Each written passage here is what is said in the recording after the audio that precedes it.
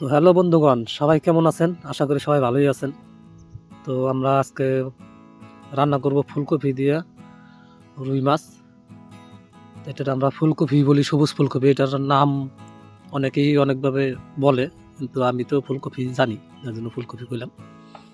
তো প্রথমে ফুলকপিগুলো ভালো করে ভাইজে নেব, সুন্দর করে মোটামুটি ভাইজে নেওয়ার পরে হলুদ হালকা লবণ দিয়ে ভাইজে নিতেছি। আপনারা থাকবেন সঙ্গে, দেখতে থাকুন আমি কী করে রান্নাটা করি। ফুলকপি ভাজা কিন্তু আমার হয়ে গেছে।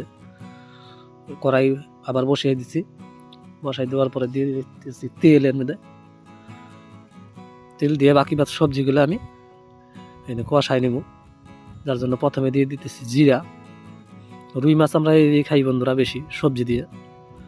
তারপরে এখানে আমি সবজি দিব, সবজি দেওয়ার মধ্যে দেব টমেটো, দেব আলু, আর ফুলকপির যে মাঝখানের অংশটুক থাকে ওইটাও ফেলাই নেই, ওইটাও কাইটে দিয়ে দিছি। মাঝখানের টুক ওইটাও খাইতে ভালোই লাগে। দিয়ে দিতেছি আবার লবণ সবজির মধ্যে, সুন্দর করে এটাতে কষাই নেই। কষাই নেওয়ার পরে দেখতে পাবেন কি কি দিমু এর মধ্যে। তো ভিডিওটা স্কিপ না করে সম্পূর্ণ ভিডিওটা দেখার অনুরোধ রইল আপনাদের কাছে। তো দেখেন আমি এটা কি করে রান্না করতেছি। এর মধ্যে বাইটে রাখছিলাম কিছু শুকনো লঙ্কা, যার মধ্যে আদাও আছে, দুইটা মিলা বাইটে নিছি পাটার মধ্যে। তো এটা আমি দিয়ে দিলাম, ওইটা দিয়ে সুন্দর করে কষাই নেই, সুন্দর লাল লাল করে একদম কষাই নিব। তারপরে দিয়ে দিব এর মধ্যে জলটা একটু বেশি দিব, একটু জল টাইপের রান্না হবো এটা। সঙ্গে থাকবেন আপনারা, দেখতে পাবেন কি সুন্দর রান্নাটা হইতেছে, কি তাড়াতাড়ি। কিছু তেজপাতা, ধনিয়া আর জিরা এইটাও পাটার মধ্যে বাইটে নিতেছি, যতক্ষণে তরকারিটা ফোটা শুরু হয়ে যায়। তরকারি দেখতে পাচ্ছেন আপনারা ফোটা কিন্তু শুরু হয়ে গেছে।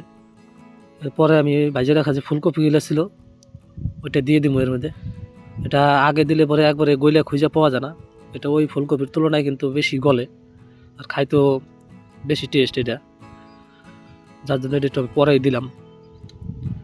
দেখতে পাইতেছেন আপনারা সুন্দর কিন্তু ফোটা শুরু হয়ে গেছে। এবার যে মাছগুলো ভাজি রাখছিলাম আমি আগে, ওটা তো আপনাদের দেখাইতে পারিনি। ওই মাছগুলো আমি এক এক করে এর মধ্যে দিয়ে দেব। সম্পূর্ণ মাছগুলো দেওয়ার পরে আরও কিছু কিছু মশলা দেওয়া বাকি আছে বন্ধুরা, আপনাকে দেখাবো এটাও যে কি কি দিব। খুবই অল্প মশলায় রান্না করার চেষ্টা করুন। মাছের মধ্যে খুব একটা বেশি মশলা দিলে পরে ভালো লাগে না খাইতে।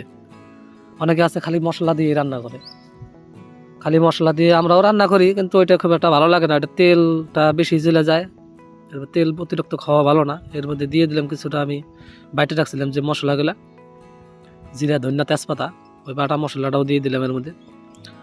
দিয়ে সুন্দর করে এটা নেড়ে চেড়ে দেবো। জলটা আর একটু শুকাই নেব বন্ধুরা, দেখতে পাবেন আপনারা। তারপরে এর মধ্যে কিছু আমি ফিশ কারি যে মশলা হয়, ওই ফিশ কারি মশলা দিয়ে দেবো, যাতে ফুলকপির গন্ধটা চলে যায়। ফুলকপির একটা একটা অন্যরকম একটা গন্ধ আছে, গন্ধটা যাতে না থাকে, যার জন্য মশলাটা দিলাম একটু। তো খুব একটা বেশি দিব না, হালকাই দিলাম। তো দেখতে পাইতেছেন বন্ধুরা, এগুলো সবজি কিন্তু আমার পুরোপুরি সিদ্ধ হয়েই গেছে।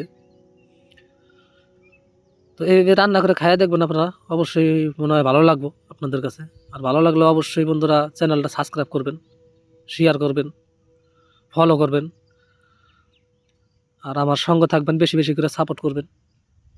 আপনারা একটা লাইক দিলে আমাকে আরও আগ্রহ বাড়ে ভিডিওটা করার। তো বন্ধুরা আজকের দিকে এটুকুই, ধন্যবাদ।